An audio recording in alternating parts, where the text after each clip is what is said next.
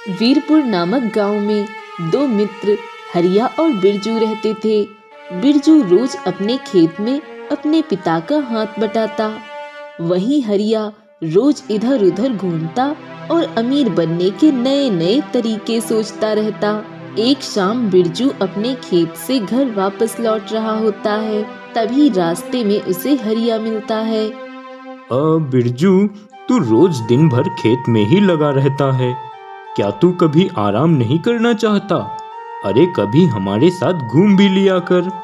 नहीं हरिया, मेरे पिताजी के ऊपर सेठ जी का कर्ज है, जब वो चुका दूंगा तब मैं भी थोड़ा आराम करूंगा, लेकिन अभी मुझे काम करना है।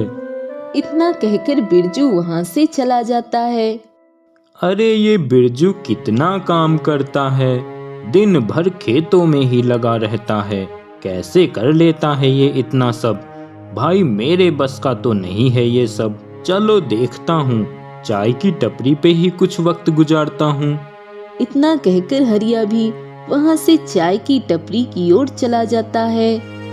अरे कलुआ भाई, जरा एक चाय देना। अरे हरिया भाई, रोज चाय पी लेते हो और पैसे देने के समय कहते हो खाते में लिख देना। चलो आज पहले पिछला हिसाब ही कर दो। अरे ले लेना, कहाँ भागा जा रहा हूँ। सुनो सुनो सुनो, मशहूर जादूगर बग्गा का शो जुगनूपुर गांव में लगा हुआ है। हाँ, जुगनूपुर गांव में आप सभी ज्यादा से ज्यादा लोग आएं और मशहूर जादूगर बग्गा का जादू देखें। देखिए देखिए देखिए देखिए, मशहूर जादूगर बग्गा का जादू देखिए। अरे मशहूर जादूगर बग्गा का शो जुगनूपुर में लगा हुआ है। हाँ हाँ, मशहूर जादूगर बग्गा का शो जुगनूपुर में लगा हुआ है। मुझे तो कल ही पता चल गया था, जब मैं कल बाजार गया था। तब तो चलकर देखना ही पड़ेगा, बहुत दिनों से मशहूर जादूगर बग्गा का शो नहीं देखा है। अरे मैं बग्गा जादूगर को अच्छे से जानता हूँ और मैं भी कल ही जाऊंगा शो देखने। क्या तुम जानते हो जादूगर बग्गा को? अरे ये बग्गा जादूगर मेरे जुगनूपुर वाले चाचा का बहुत खास है। अरे तो हरिया भाई, मुझे भी ले चलना साथ में, मैं भी देख लूंगा जादूगर बग्गा का शो, वो भी बिना टिकट के। हाँ हाँ, क्यों नहीं, लाओ फिर इसी बात पे चाय पिलाओ। अब बिरजू अपने खेत की ओर जा रहा होता है, तभी वहाँ हरिया आकर बिरजू से कहता है। अरे बिरजू, क्या तू भी दिन भर वहीं खेत पात में लगा रहता है? अरे जुगनूपुर में मशहूर जादूगर बग्गा का जादू का शो लगा हुआ है, चल देख कर आते हैं। मैं तो कल जा रहा हूँ, अगर तुझे भी चलना हो तो बोल दे, वरना मैं तो कल जा ही रहा हूँ। ठीक है, कल चलूंगा मैं भी तुम्हारे साथ जादूगर का शो देखने। वैसे भी कल मुझे खेतों पर कुछ काम भी नहीं है। तो फिर ठीक है, कल हम दोपहर में निकलेंगे। और सुनो, जरा अपने घर से हम दोनों के लिए कुछ खाने के लिए रख लेना। वो क्या है कि रास्ता जरा लंबा है ना, तो अगर भूख लगी तो खा लेंगे कहीं। ठीक है, मैं खाने का इंतजाम कर लूंगा। इतना कहकर वो दोनों अपने अपने घर की ओर निकल जाते हैं। पिताजी, आज आप खेत की ओर चले जाना, मैं जरा हरिया के साथ जुगनूपुर तक जा रहा हूँ। शाम को उधर से लौटते वक्त मैं बाजार से हरी सब्जियाँ भी ले आऊँगा। इतना कहकर बिरजू और हरिया दोनों जुगनूपुर की ओर निकल जाते हैं। अरे बिरजू, बहुत देर से चल रहा हूँ, थक गया हूँ, मेरे ख्याल से कहीं रुक कर थोड़ा आराम कर लिया जाए। हाँ हरिया, थक तो मैं भी गया हूँ, चलो कहीं छांव देखकर थोड़ा आराम कर लेते हैं। दोनों लोग आगे जाकर एक पेड़ की छांव में बैठ जाते हैं। तभी वहाँ एक आदमी दौड़ता हुआ आता है, जो कि बहुत घायल होता है और वह जाकर एक झाड़ी के पास गिर जाता है। यह देखकर बिरजू और हरिया दोनों तुरंत उसके पास जाते हैं। अरे अरे भाई, कौन हो तुम और क्या हुआ है तुम्हें? तुम्हारी हालत तो बहुत गंभीर लगती है। चलो भाई, मैं तुम्हें जल्दी से डॉक्टर के पास ले चलता हूँ। नहीं नहीं, मेरे पास वक्त बहुत कम है, मेरी बात ध्यान से सुनो। मेरे पीछे कुछ गुंडे पड़े हुए हैं। वो मुझे मार देंगे। इससे पहले कि वो लोग यहाँ आए, मैं तुम्हें कुछ बताना चाहता हूँ। सुनो, यहाँ से कुछ दूर आगे प्रतापपुर गांव में एक जंगल है। उस जंगल के बीच में पहाड़ के पास एक जादुई गुफा है। उस गुफा में ढेर सारा खजाना छुपा हुआ है और उस गुफा में जाने के लिए एक मंत्र बोलना पड़ता है और वो ये है कि लेकिन याद रहे, उस गुफा में कुछ ऐसा मत करना कि वो गुफा नाराज हो जाए। क्योंकि वो कोई साधारण गुफा नहीं है। वो एक मायावी गुफा है। इतना कहकर वह व्यक्ति वहीं पर दम तोड़ देता है और तभी गुंडों के आने की आहट होती है। तभी हरिया और बिरजू भागकर एक झाड़ी में जाकर छिप जाते हैं।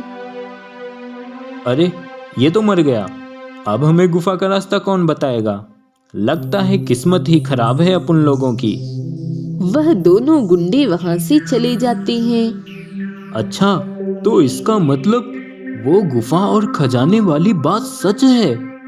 हाँ, ये बात सच है क्योंकि मरता हुआ व्यक्ति झूठ नहीं बोलता। अरे इसका मतलब अब हम अमीर होने वाले हैं। वाह, मतलब सोना चांदी हीरे मोती सब मिलने वाला है हमें। अरे बिरजू, अब मुझसे सब्र नहीं हो रहा।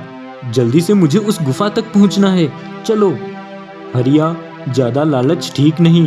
अगर हम उस गुफा तक पहुंच भी गए तो तुम अपनी नीयत मत खो देना, समझे? अरे ये तो उस गुफा में जाके ही पता चलेगा कि मैं कितना खजाना लूंगा। हरिया और बिरजू दोनों उस गुफा की ओर जाने लगते हैं। पता नहीं कितना खजाना होगा उस गुफा में। मैं तो इतना खजाना लूंगा कि मैं सबसे ज्यादा धनवान हो जाऊं और चारों ओर मेरे नौकर चाकर लगे हों। कितना मजा आएगा। पर इस बिरजू ने अगर मुझसे ज्यादा खजाना ले लिया तो फिर तो ये बन जाएगा सबसे धनवान, सबसे अमीर। नहीं, मैं ऐसा नहीं होने दूंगा। मुझे कुछ करना होगा, पर मैं क्या करूं? तभी हरिया को एक कुआं दिखाई देता है।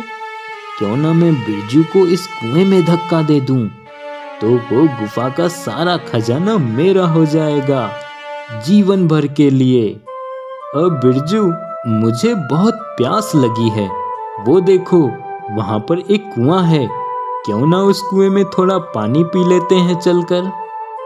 पर हरिया, उस कुएं का पानी तो बहुत नीचे होगा। पानी ऊपर कैसे लाओगे? अरे उसकी चिंता तुम मत करो, मैं उपाय निकाल लूंगा। दोनों उस कुएं के पास जाते हैं। अरे बिरजू, जरा देखना, क्या कोई रस्सी वगैरह है उस कुएं में? बिरजू जैसे ही कुएं के पास जाता है, हरिया उसे जोर से धक्का दे देता है और बिरजू उस कुएं में गिर जाता है। हरिया, हरिया, मुझे बाहर निकालो। तुम ऐसा कैसे कर सकते हो? मुझे बाहर निकालो हरिया। माफ करना बिरजू, पर मैं उस खजाने में से किसी को हिस्सा नहीं दे सकता। और अब वो गुफा और उस गुफा का सारा खजाना मेरा है। हरिया बिरजू की एक न सुनता और उस गुफा की ओर निकल जाता है। हरिया, हरिया कहाँ जा रहा है? मुझे बाहर निकाल। हरिया, तू गलत कर रहा है। हे भगवान, इस हरिया के मन में इतना लालच, ये जरूर कुछ ना कुछ गड़बड़ करेगा। मुझे उसको रोकना पड़ेगा। पर अब मैं क्या करूं? कैसे निकलूं उस कुएं से बाहर? मैं एक काम करता हूँ, मैं जोर जोर से आवाज लगाता हूँ। शायद कोई हो आसपास, तो वो मेरी आवाज सुनकर मुझे इस कुएं से बाहर निकालने में मेरी मदद कर सके। कोई है? कोई है? कोई है यहाँ? मुझे इस कुएं से बाहर निकाल लो। मुझे इस कुएं से बाहर निकालो कोई। बिरजू बार बार कुएं से आवाज लगाता रहा। तभी वहाँ एक चरवाहा निकलते हुए बिरजू की आवाज सुन लेता है। कोई है? कोई है यहाँ? मुझे इस कुएं से बाहर निकालो। कोई मेरी मदद करो, मेरी मदद करो कोई। अरे ये किसकी आवाज है? लगता है कोई इस कुएं में गिर गया है। वह चरवाहा जल्दी से जाकर उस कुएं से बिरजू को बाहर निकालता है। आपका बहुत बहुत धन्यवाद, आपने मेरी सहायता की, मुझे इस कुएं से बाहर निकाला। मैं आपका एहसानमंद रहूंगा। मैं आपसे दोबारा जरूर मिलूंगा आकर, लेकिन अभी मुझे जल्दी कहीं जाना है। इतना कहकर बिरजू उस गुफा की ओर निकल जाता है। अरे, ये गुफा का दरवाजा तो खुला हुआ है। लगता है हरिया अंदर ही होगा। चलकर देखता हूँ। अरे हरिया, ये क्या हो गया तुझे? बिरजू, बिरजू मेरे दोस्त, मेरा शरीर पत्थर का हो गया। मुझे बचा लो बिरजू। पर ये कैसे हुआ? तुम पत्थर के कैसे बन गए? मैं जैसे ही इस गुफा में आया तो ढेर सारा खजाना देखकर मेरे होश ही उड़ गए थे और मैं जल्दी से खजाना लेना चाह रहा था। और जैसे ही मैं खजाने को हाथ लगाने ही वाला था कि एक आवाज आई। रुको, तुम ये खजाना सिर्फ एक बार ही ले सकते हो। जितना हाथ में आए उतना ले सकते हो, पर दोबारा हाथ मत लगाना इस खजाने को, नहीं तो तुम्हें पछताना पड़ेगा। अरे अरे, मुझे क्यों पछताना पड़ेगा? हाँ, अब मैं ही इस गुफा का मालिक हूँ। मेरा जितना मन होगा मैं तो उतना ही लूंगा। इतना कहकर हरिया तुरंत कुछ सोना उठा लेता है और वह दोबारा भी उठाने लगता है कि तभी वह एक पत्थर की मूर्ति बन जाता है और सिर्फ उसकी आवाज ही जीवित रह जाती है। देखा तुमने अपनी गलती का परिणाम? मेरे मना करने के बावजूद भी तुम नहीं माने। अब तुम सारी जिंदगी एक मूर्ति बनकर ही रहोगे। और इस तरह मैं एक मूर्ति बन गया। हरिया, मैंने कहा था ना कि इतना लालच ठीक नहीं है। ये तुम्हारे लालच का ही परिणाम है जो तुम्हें सजा मिली है। हे जादुई गुफा, मेरे मित्र को क्षमा कर दो। इससे बहुत बड़ी भूल हो गई है, इसे माफ कर दो। नहीं मित्र, इसको इसके लालच की सजा मिली है, पर तुम अगर चाहो तो इस खजाने में से एक बार जितना चाहो उतना ले सकते हो। नहीं जादुई गुफा, मुझे खजाना नहीं चाहिए, पर अगर तुम मुझे उसके बदले मुझे मेरे मित्र को वापस कर दो तो ये आपकी मुझ पर बहुत बड़ी कृपा होगी। वाह, मैं तुम्हारी खुददारी से बहुत प्रसन्न हूँ। बिरजू, तुम एक नेक दिल इंसान हो और तुम्हारे मन में कोई लालच नहीं, और इसलिए तुम्हारी इच्छा पूरी करना मेरा कर्तव्य है।